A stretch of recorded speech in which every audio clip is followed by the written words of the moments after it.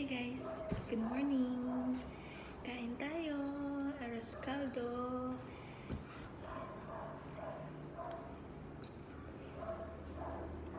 Katatapos lang ng aking second batch na klase.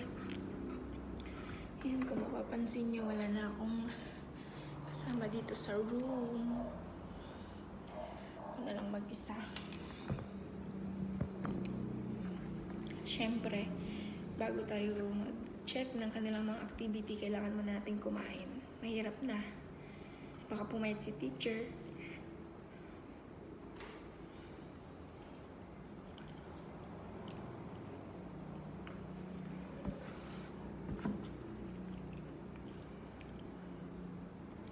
Sarap na arroz caldo.